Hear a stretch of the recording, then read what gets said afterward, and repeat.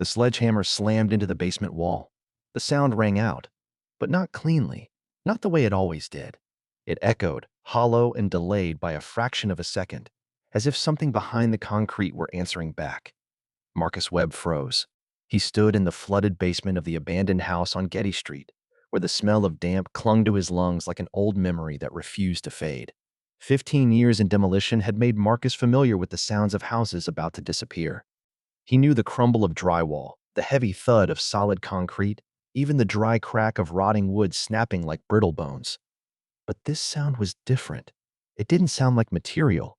It sounded like a void. Marcus tightened his grip on the hammer's handle. The headlamp strapped to his forehead trembled with his breathing. He swung again. The wall cracked. Chunks of plaster fell into the murky water, sending small ripples outward before they vanished. He crouched low and brought the flashlight close to the liaphone. Behind the wall was not soil, not foundation, only darkness. A deep, motionless darkness, as if it had been there for a very long time, waiting for someone to strike the right spot. Marcus swallowed hard and called up the stairs, his voice dropping. "Tony, get down here, now!" Tony had worked with him for years. He descended the rotten steps, his boots wading into the cold water. The two men stood side by side without speaking. Marcus pried the crack wider with the hammer, only the sound of dripping water and breathing that had grown faster than normal. The wall gave way, opening a hole large enough to see inside. A rush of air spilled out, cold, stale, and carrying a smell the human body recognizes faster than the mind does. The smell of time. Tony stepped back, his hand trembling as it rose instinctively to cover his nose. My God. And the smell of death. The flashlight beam swept across the space beyond the wall. It was a room, small, barely 1.5 meters wide, and just over 2 meters long. No door, no window, no entrance. Like a box that had been built and buried directly into the foundation of the house. But what made the two men freeze was not the room itself. It was the dark corner at the far end. There lay a bundle of decayed fabric, dark and collapsed against the wall, like a pile of belongings forgotten for decades. Yet the shape beneath the cloth was unmistakable. Tony let out a broken breath. Marcus, that's a person. In that moment, every other sound seemed to disappear. No dripping water, no wind slipping through broken windows, only the pounding of Marcus's heart, loud enough to echo in his ears. In all his years on the job, he had found many things hidden inside walls, old newspapers, bottles, cash, unsent letters, but never a human being, never a life sealed behind concrete. Marcus pulled out his phone. No signal. He looked up at Tony, his voice hoarse. Go upstairs. Call the police. No. As the two men left the basement, they had no idea that behind them, inside that doorless room, lay a woman who had been waiting for this moment for more than half a century. A woman who once had a name, once had a family, once had ordinary mornings. And from the instant the sledgehammer struck that wall, the silence that had lasted 50 years officially came to an end. Less than 20 minutes later, Getty Street, usually silent and forgotten, suddenly came alive. The wail of police sirens tore through the gray, cold afternoon of March. Red and blue lights flashed against boarded-up windows, like urgent heartbeats pounding through a neighborhood long accustomed to neglect. Neighbors began to peer out. Some stood on their porches, others watched from behind curtains. No one spoke, but every gaze was fixed on the abandoned house now sealed off with yellow tape and patrol cars.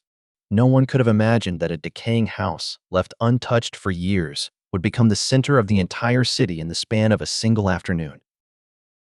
Detective Linda Morrison stepped out of her car. She pulled her coat collar a little higher, not entirely because of the cold, but because of a familiar prickle along her skin. In 18 years as an investigator, Linda had stood at countless scenes, accidents, homicides, missing persons. Yet the first sensation was always the same, a heavy silence, as if the place itself were holding its breath. She ducked under the police tape, her shoes sinking into damp ground mixed with rotting wood and old debris. Behind her, she caught the sound of whispers, questions not yet spoken aloud. Who, why, and how long? She descended into the basement with the forensic team. Temporary lights cast harsh beams over walls stained with water and black mold, but everyone stopped short at the newly broken wall.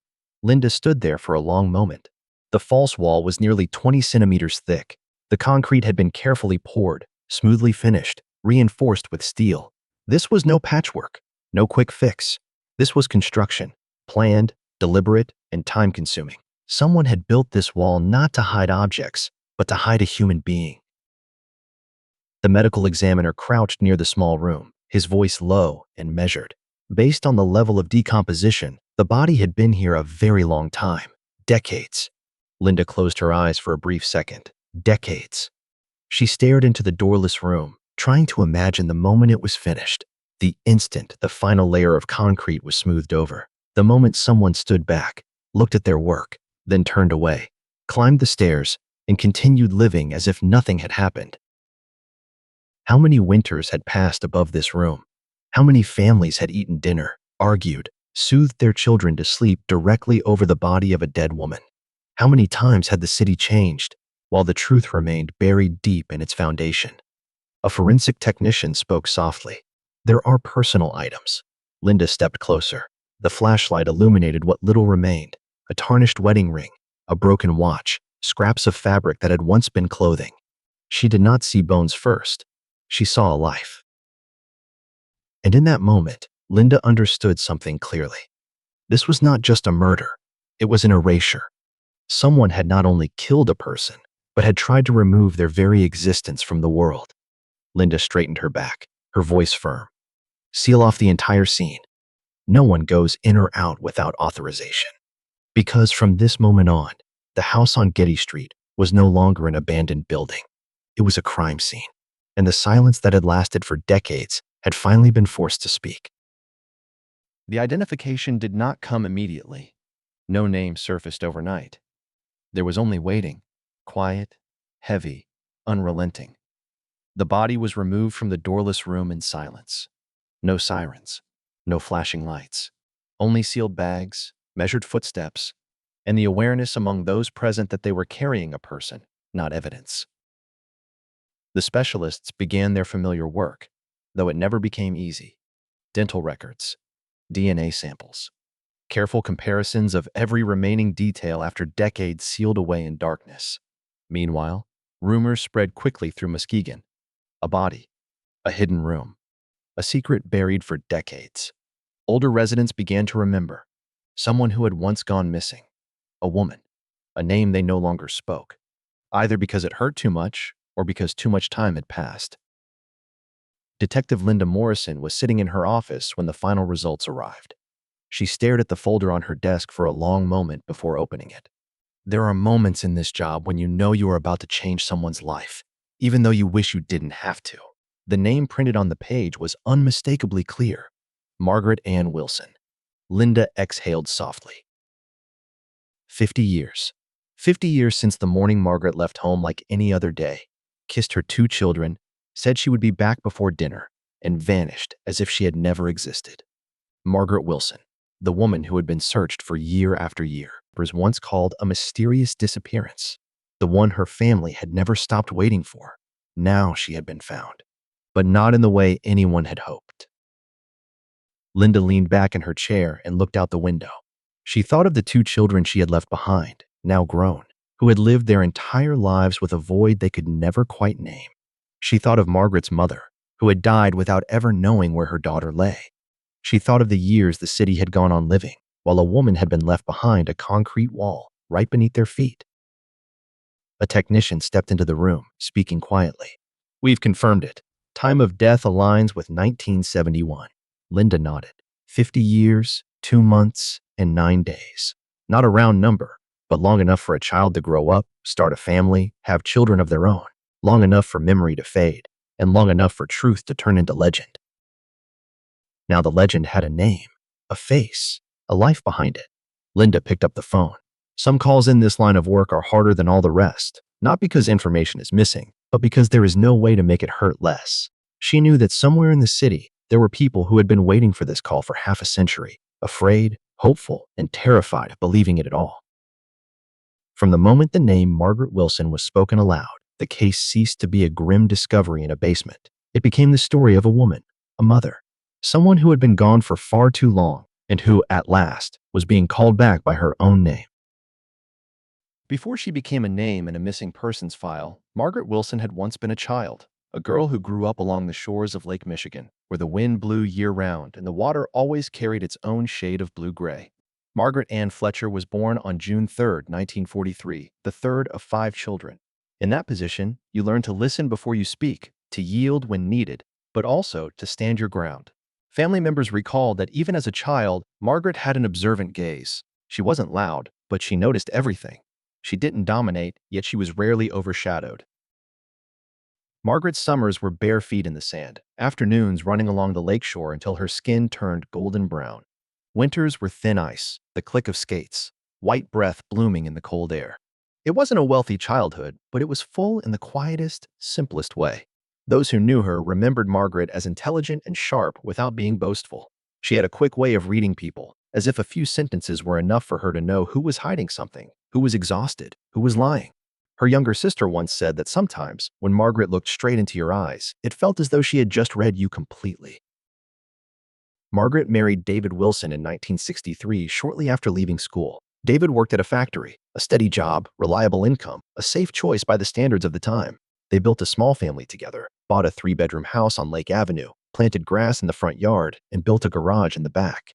2 years later, their first child, Rebecca, was born. In 1967, their son Christopher followed. Margaret became a deeply devoted mother. She remembered every meal, every parent-teacher meeting, every sweater her children would need when the weather turned cold. But Margaret was not only a mother, she was also a woman with dreams. She worked at the local credit union, starting as a teller and gradually taking on more complex responsibilities. She was good with numbers, but even better with people. Colleagues said Margaret always knew how to listen, and when she offered advice, others felt respected rather than judged. She spoke of taking evening classes, of earning a degree in business administration, of a future in which she would not stand quietly behind a counter, but have a voice of her own. These dreams were not loud or radical, but they were real. From the outside, Margaret's marriage looked like many others of that era. Inside, however, there were distances that were hard to put into words. David held traditional views. He believed the best wife was one who stayed home and cared for the children. Margaret was different. She loved her family, but she also loved the feeling of working, of independence, of being herself. Their disagreements did not always erupt into arguments. Instead, they accumulated silently, like small cracks in a wall, unseen, until one day the wall could no longer hold. Margaret's close friend, Linda Kowalski, later recalled that in the final weeks, Margaret had changed, not dramatically, but enough for those close to her to notice. She grew quieter, more distant, like someone standing on the edge of a major decision, knowing that whatever choice she made would hurt someone. One morning over coffee, Margaret spoke softly. "I'm trying to find a way to live honestly as myself." No one could have imagined that such a simple desire would lead her to such a brutal end. Margaret Wilson was not a mystery. She was a human being. A mother, a woman who had lived, who had loved, who had hoped. And because of that, the story of her disappearance was never just a case. It was a story of a life interrupted, of a voice silenced, and of a truth that refused to remain buried. Thursday, October 14th, 1971, began like any other day in the small Wilson family home. There were no warning signs, no clear premonitions, just an ordinary morning. At 6:30 a.m., the alarm clock rang. Margaret reached over and turned it off before it could wake David. Early autumn had arrived, and cool air slipped through a slightly open window. She wrapped herself in a robe, went downstairs, switched on the kitchen light, and began her routine. Movements so familiar they were almost automatic. Coffee was brewed. Eggs were taken from the refrigerator. Bread was placed in the toaster. The smell of breakfast filled the small kitchen. Margaret moved quietly, as if she did not want to disturb the calm of the household. David came out of the bedroom shortly before 7 a.m., already dressed for work, his factory badge clipped at his side. They exchanged a few brief words. David said he would be working overtime and coming home late. Margaret nodded and said she would leave food warming in the oven. There was no argument, no unusual goodbye, just the ordinary conversation of two people who had lived together for many years. Rebecca wandered into the kitchen soon after, her eyes still heavy with sleep. Christopher followed, dragging a well-worn stuffed animal behind him. Margaret helped them get dressed, reminded Rebecca about a school picnic, and told Christopher to behave while staying with his grandmother. At 8:10 a.m., Margaret held Rebecca's hand and walked her to the bus stop. She stood with the other mothers, waving as the yellow bus turned the corner. Rebecca looked back one last time, unaware that this would become the clearest final image of her mother she would ever have. At 8:30 a.m., Margaret dropped Christopher off at her mother's house. Dorothy Fletcher would later remember that moment clearly. Margaret kissed her son on the forehead and said she would come back to pick him up before dinner. Dorothy thought her daughter looked a little tired, but otherwise normal. No panic, no fear. Margaret said she needed to run a few errands before going to work and might be a little late. It was the last sentence Dorothy ever heard from her daughter. At approximately 9:17 a.m., Margaret appeared at a hardware store on Getty Street. The receipt recorded it plainly. A few small items, ordinary purchases, the kind one makes in the middle of a morning while preparing for everyday family life. That receipt would later become one of the most important pieces of evidence because it showed that Margaret was still moving within her normal routine. There were no signs of running away, no signs of distress. Around 9:55 a.m., a jogger noticed Margaret's car parked at a scenic overlook by the lake. The driver's door was slightly ajar. The keys were still in the ignition. The interior lights were off, suggesting the car had been there long enough for the battery to drain. Inside, Margaret's handbag lay on the passenger seat. Her wallet, identification, lipstick, a hairbrush, everything was there. There were no signs of a struggle, no blood, no broken glass. The driver's seat had been pushed back, as if the driver had stepped out in haste. But if she had been in such a hurry, why leave behind the most important things of all? From 9:17 a.m. to nearly 10 a.m., less than an hour passed. Yet it was in that brief window of time that Margaret Wilson vanished from the world of the living. When police later reconstructed the timeline, one truth became disturbingly clear. Margaret had not disappeared in the dead of night. She had not vanished in some distant, unfamiliar place. She disappeared in broad daylight, on familiar streets, during a morning that had seemed entirely ordinary. And that was what made the most painful question echo, not only for investigators, but for everyone who loved her. What happened to Margaret Wilson in that short span of time? And who stepped into that ordinary morning and turned it into the last day of her life? The search began almost immediately. When a mother fails to come home on time, the entire world of those left behind is instantly thrown into chaos. That evening, David Wilson returned from work to find Margaret's car missing from the driveway. Christopher had not been picked up from his grandmother's house. Dinner sat cold on the kitchen table. There was no note, no phone call, only a strange, unsettling absence. Something profoundly wrong. What began as concern quickly turned into fear. The police were called. A missing persons report was filed. Familiar questions were asked, but this time, no answers came that were convincing enough to bring comfort. The next morning, search dogs were brought in. They lowered their noses to Margaret's clothing, took in her scent, and began to track it. The trail led investigators from the hardware store on Getty Street along familiar roads and toward the lake. People held their breath as they watched. But halfway there, the trail vanished, as if Margaret had dissolved into the air. No one said it aloud, but everyone thought the same thing. Muskegon Lake. Cold, deep, silent. A place capable of swallowing secrets whole. Divers were dispatched. Wrapped in protective gear, they slipped into the gray, icy water. Each time they surfaced, all eyes turned toward them, waiting for a sign. Any sign, whether of hope or despair. But the lake gave nothing back. No body, no clothing, no answers. Meanwhile, on shore, hundreds of volunteers gathered. Some carried flashlights. Others held maps. Some called Margaret's name until their voices grew hoarse. They searched through wet grass, sparse woods, abandoned lots, as if just a few more steps might be enough to find her. This was a small community. Everyone knew everyone else. And when one person vanished, fear spread quickly. David barely slept. He sat beside the phone, waiting for it to ring. Each time it did, his heart tightened, only to sink again when the voice on the other end was not Margaret's. Rebecca asked where her mother was. Christopher cried, wanting to go home. David didn't know how to answer. He was a father, a husband, and a man silently wondering if he had missed something, some sign, some moment that might have changed everything. Margaret's mother, Dorothy, stood by the window for hours at a time. She watched the road her daughter had walked down that morning. She believed that if she stood there long enough, Margaret would return, just as she always had. But time passed. 1 day, 2 days, a week. Hope began to change color, from bright to faded to painful. The newspapers ran stories. Posters were put up everywhere. Margaret's face looked out from thin sheets of paper, wearing a smile that everyone now longed to see in real life again. But there were no new leads, no ransom calls, no reliable witnesses. The search stretched into its second week, then the third. The crowds thinned. People had to return to their lives, their jobs, their families, their obligations. Only Margaret's family could not return. For them, time did not move forward. It remained fixed on October 14, 1971, the morning Margaret said she would be home before dinner. Eventually, the official search was scaled back. No one said the word abandoned, but everyone understood. Margaret Wilson was gone. And those who loved her began a different journey, a journey of living with not knowing, a journey that would last 50 years.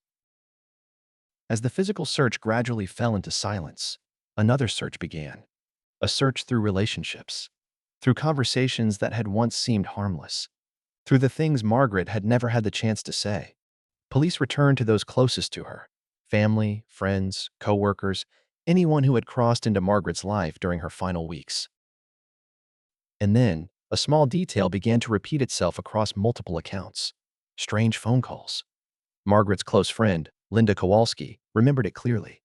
For about 3 weeks before Margaret disappeared, the phone at her house rang at irregular hours. When Margaret answered, she didn't speak much. She listened. Then she would stand up and carry the phone into another room. When Linda asked who had called, Margaret would smile and say, "It's nothing, just a wrong number." But her eyes told a different story. They carried tension, anxiety, and something that looked very much like guilt. Police took note and began asking questions at Margaret's workplace. At the credit union, colleagues described Margaret as polite and pleasant.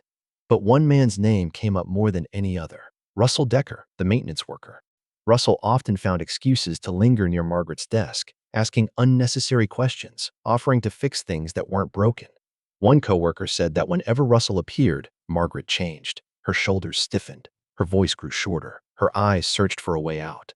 No one said Margaret was afraid, but everyone sensed her discomfort. Russell was brought in for questioning. He said that on the day Margaret disappeared, he had been sick and stayed home all day. But neighbors reported seeing Russell's car leave that morning. The story began to slip out of alignment. Police checked further. They went to the pharmacy Russell claimed to have visited. There was no receipt. No one remembered seeing him. They searched his car, his home, his life. There was nothing. No blood, no belongings of Margaret's, no witnesses who saw the two together. Russell hired a lawyer and stopped answering questions, not because he had been charged, but because the law allowed him to remain silent. And that was the most painful part for Margaret's family, because in missing persons cases, a suspect who is not arrested does not mean innocence. It only means the truth is not yet clear enough to be named. Beyond Russell, there were countless theories. Some said Margaret had run away with another man. Others believed she had gone to the lake, overwhelmed and exhausted. Some even suspected David, because in stories like this, the husband is always the first name to surface. David cooperated fully. His schedule was verified. Coworkers confirmed he was at the factory all day. There were no signs of deception. But suspicion does not need evidence to exist. It only needs absence. And the absence Margaret left behind was enormous. The city began to whisper. Stories were woven. Everyone had a version, yet none were strong enough to close the case. Police stood in the middle of a maze, every path casting shadows, none leading to the truth. And while theories continued to multiply, there was one thing no one knew at the time. Margaret was not far away. She was very close, closer than anyone dared to imagine. And that truth, when it finally surfaced years later, would be the one thing the city could never forget. The house at 847 Getty Street was never considered anything special. A single-story home built in the late 1960s, it sat quietly in a calm residential neighborhood not far from the city center. For years, it was just another house like any other. People came and went. Life unfolded above its aging foundation. But when the property records were reopened, one name caused Detective Linda Morrison to pause longer than usual: Thomas Garrett, the house's first owner, the man who had lived there from the day it was completed, and also the owner of the hardware store on Getty Street. Linda looked again at Margaret's final receipt.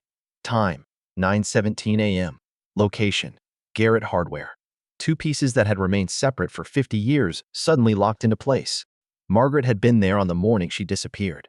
Not somewhere remote, not in the shadows, but in a familiar store, in broad daylight, in a neighborhood she passed through every week.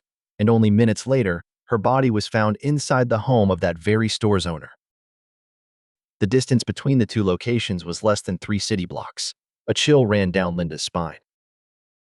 Thomas Garrett was not an unfamiliar name in the community. He was considered a respectable man, married, a stable business owner, active in local affairs, a regular churchgoer, the kind of man whom, if you asked anyone in 1971, they would describe simply as decent. The house on Getty Street changed hands many times after that. Different families lived there, cooked meals, raised children, lived through the most ordinary days of human life. No one knew that directly beneath their feet, behind a carefully constructed concrete wall, lay a secret that was never meant to be revealed. The house had been abandoned for years before it was placed on the demolition list. It decayed slowly, as if time itself were trying to erode every trace of what had happened there. But some things cannot be erased by time, they only wait. And as Linda stood in that basement, studying the unusually thick wall, the placement of the hidden room, and the faded lines on an old receipt, she knew this was the turning point of the case, the place where past and present touched. The house on Getty Street was no longer just a setting. It had become the answer a city had been searching for half a century. The small room behind the concrete wall was lit with temporary lights. Cold white beams fell onto a place where darkness had ruled for 50 years. The forensic team worked in silence. No one spoke much. There was no need to. The medical examiner knelt beside the remains, carefully observing every detail that time had left behind. Bones were exposed. Fabric had been reduced to fragile threads. Yet there was still enough to tell a story. The cause of death was determined to be severe blunt force trauma to the head. The force was significant, repeated, not an accident, not a fall. Detective Linda Morrison stood a few steps away, taking notes, but when the examiner spoke his next sentence, her hand stopped. Death was not immediate. The words were spoken softly, but their weight struck hard. Not immediate, which meant Margaret had still been alive after the first blow, which meant she had known that something terrible had just happened, known that the person in front of her was no longer someone she could trust.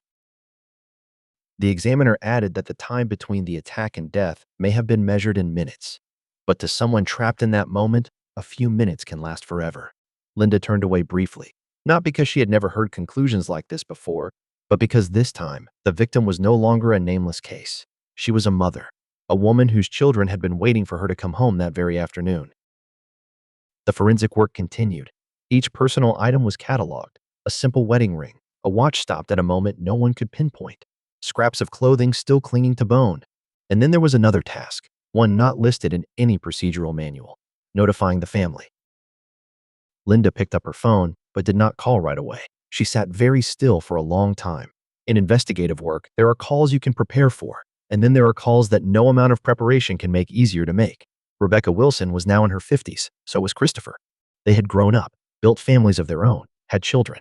Yet in their hearts, Margaret remained the mother who had left when they were too young to understand what was happening.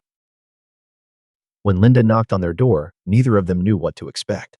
They had lived too long suspended between hope and disappointment until both emotions had become exhausting. Linda spoke slowly. "We have found your mother."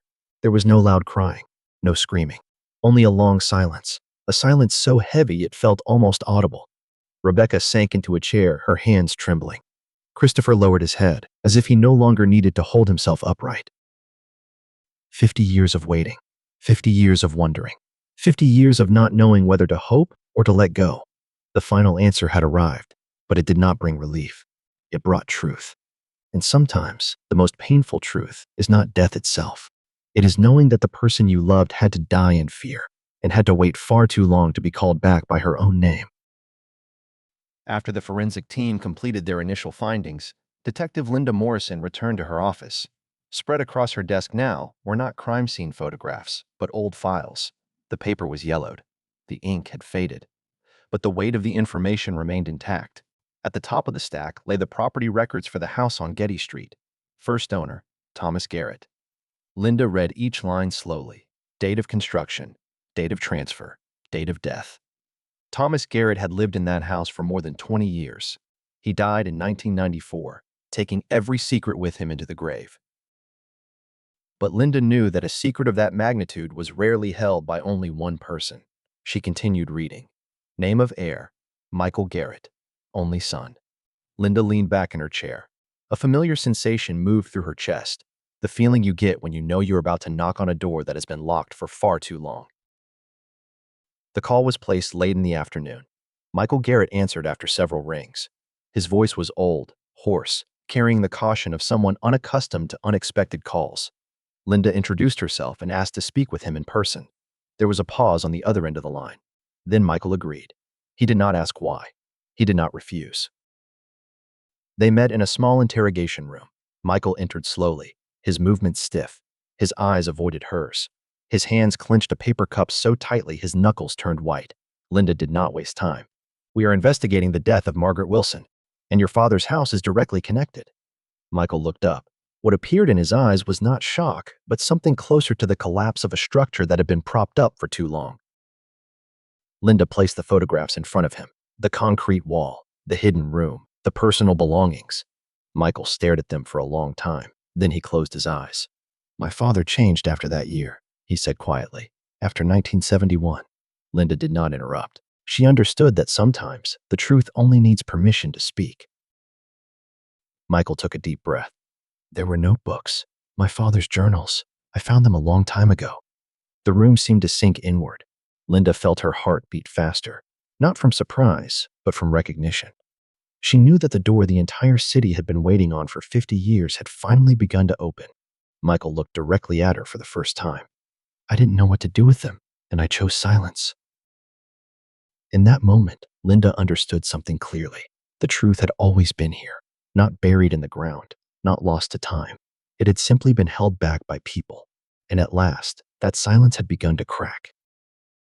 The notebooks were laid out on the evidence table, dark leather covers, worn edges, as if they had been picked up countless times, then set down again, never quite dared to be opened one last time. Detective Linda Morrison put on gloves and turned the first page. The handwriting was neat, even, steady, not rushed. The writing of a man accustomed to daily records, like logging inventory in a store, and it was precisely that calmness that sent a chill through her. Thomas Garrett began writing about Margaret in the spring of 1971. The early entries were light, that she came into the store asking about paint colors, that they talked longer than usual, that he felt listened to. He wrote that his wife no longer asked what he thought, no longer looked at him as someone important. Margaret was different. She smiled when he spoke. She listened. She made him feel as though he still mattered. That was how it began, not with desire, but with recognition. In the later pages, the tone shifted, more intimate, more private.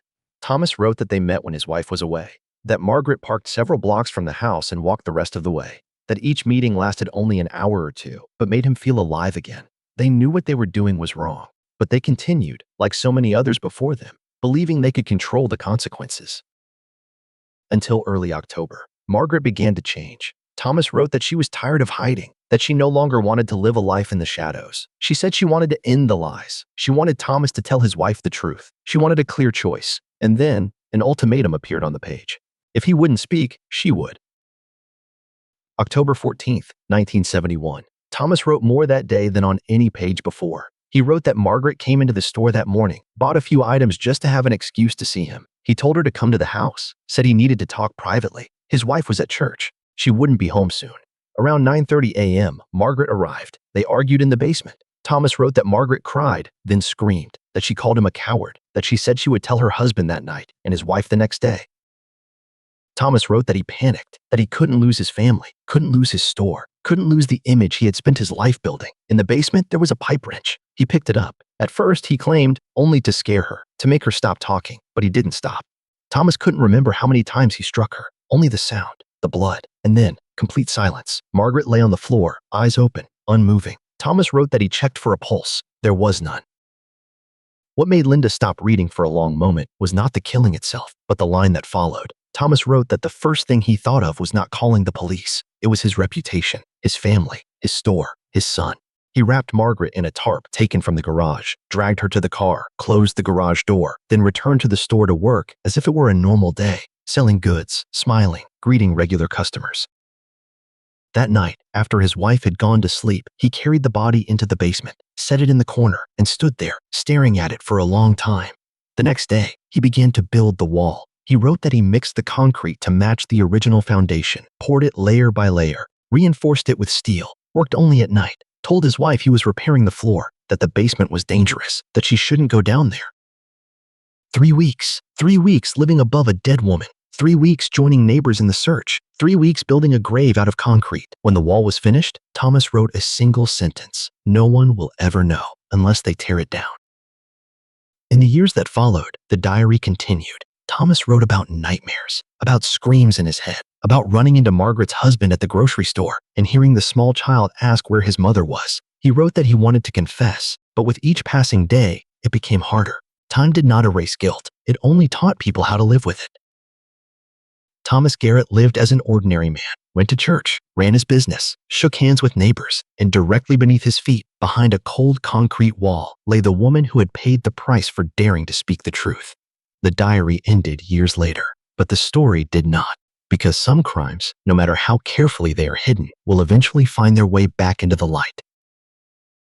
Thomas Garrett carried his guilt to the grave, but that guilt did not disappear. It was left behind. Michael Garrett found the journals after his father died. By then, he was already a grown man, with a family of his own, a life that appeared settled and intact. But the moment he opened the first page, everything collapsed. Michael read in silence, line after line in his father's familiar handwriting, cold confessions. He read about the woman who was killed, about the hidden room, about the concrete wall, and he understood that beneath the house where he had grown up, beneath the floors of his childhood, a terrible secret had existed all along. Michael did not go to the police. He did not call a lawyer. He told no one. He closed the notebooks, placed them in a box, carried them to a storage unit, and locked the door, as if locking it tightly enough could put the truth to sleep forever. 27 years. 27 years Michael lived with a secret that was not his to begin with, yet rested entirely in his hands. Every time news resurfaced about the long-ago disappearance, every time someone spoke the name Margaret Wilson, every time he saw the grief of the victim's family in the media, he remained silent. Not because he didn't know it was wrong, but because he lacked the courage to face it. Michael chose what his father had chosen before him, to protect the family's reputation, to preserve the image of the dead, to safeguard the quiet stability of his own life. But silence was never gentle. It pressed down harder with every passing year. Michael later said that there were nights when he dreamed of that room, of the wall, of a woman who did not look at him with accusation, but with waiting, as if she were waiting for someone to finally speak the truth. Perhaps that was the harshest punishment, not prison, not a sentence handed down by a court, but waking up every day knowing that with a single sentence, with one act of honesty, another family could have found peace decades ago. Guilt is not created only in moments of violence. It is also sustained through years of silence. And in this story, cowardice did not end with the first generation. It was passed on until no one left was strong enough to carry it any longer. On May 8, 2021, Margaret Wilson finally came home. The funeral was held beneath a softly gray Muskegon sky, sunlight and clouds intertwined, as if even nature could not decide which emotion belonged to a return that had come too late. Lakeside Cemetery was quieter than usual. Wind moved through the trees. Footsteps fell slowly, deliberately, from those who had come to say goodbye. Many of them had never known Margaret when she was alive. More than 300 people were present. But they knew her story.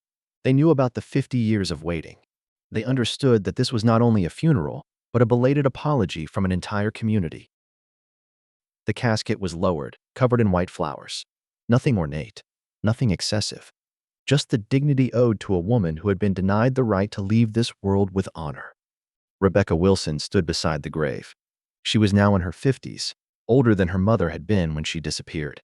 At her side was Christopher, her younger brother, who had almost no clear memories of their mother, yet had carried her absence throughout his entire life.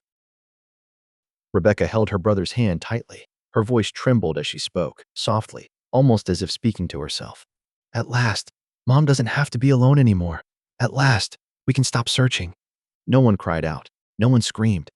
Only quiet tears fell to the ground, soaking into the green grass. The pain had lasted too long to erupt violently. As the casket was lowered into the earth, many people bowed their heads, not only to say farewell to Margaret, but to close a long chapter of not knowing, of suspended hope, of questions without answers. After the funeral, the city of Muskegon began doing small but necessary things. A memorial bench was placed at the scenic overlook where Margaret's car had once been found. A simple plaque bore her name and a line honoring those who disappeared and were never found. The local museum opened a small exhibit dedicated to Margaret's life. Childhood photographs, wedding pictures, images from her years working at the credit union. No longer missing person posters, but photographs of a woman who had lived. Detective Linda Morrison attended the funeral as well. She stood toward the back, unobtrusive. For her, this was not a moment for an investigator, but for a human being. She watched Margaret's two children holding hands before their mother's grave and knew that even when justice arrives late, it still matters. Margaret Wilson did not get to live her life fully, but at last she was called by her rightful name, laid to rest as a person, not as a secret. After 50 years in the dark, that return, though delayed, still carried light. The house on Getty Street is gone now. The foundation has been dug up, the concrete wall torn down. Every physical trace of the decades-old secret has disappeared. But there are things that cannot be destroyed by machinery alone. Memory, pain, the questions that lingered for 50 years in the hearts of those left behind. Margaret Wilson waited far too long for justice, too long to be saved, too long to return to her family while she was still alive. Justice arrived only at the end, after everything that could be taken from her already had been. So, if the question is whether justice came in time, the answer is no. But if the question is whether justice matters, the answer is always yes. Because justice, even when delayed, still matters to the living. It closes the circle of doubt. It silences cruel speculation. It restores to the victim something minimal yet essential: identity, truth, and dignity. Thomas Garrett lived for many years as a respected citizen, while a woman lay silently beneath his feet. Michael Garrett lived for 27 years holding the truth in his hands, yet chose silence. This story is not only about a crime, it is about the cost of cowardice and how silence can extend suffering across generations. But this story also reminds us of something else. Truth has weight. No matter how deeply it is buried, it creates pressure, and sooner or later, it rises to the surface. It only takes a single hammer striking the right place, one person who refuses to give up, one question asked again after many years. Margaret Wilson is no longer a missing person. She is a mother who was brought home, a human being who was finally called by her rightful name. If this story has left you quiet for a moment, take that moment to think of those who are still missing, the families who are still waiting, the truths that remain buried. And if you believe that no one should be forgotten simply because time has passed, leave a comment. Share your thoughts. It is not just engagement. It is a way to ensure that stories like Margaret's continue to be told. If you would like to walk with us as we uncover cases buried by time, consider following the channel. Every follow is a reminder that someone still cares, that someone still remembers. Because sometimes, all the truth needs to find its way back is someone willing to listen.